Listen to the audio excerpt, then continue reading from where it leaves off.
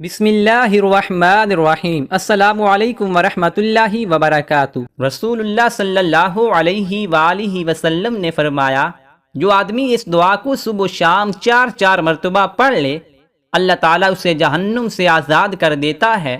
دعا ہی ہے، اللہم انی اصبحت اشہدک و اشہد حملۃ عرشک و ملائکتک و جمیع خلقک انک انت اللہ لا الہ الا انت وحدک لا شریک لک وان محمدا عبدک ورسولک۔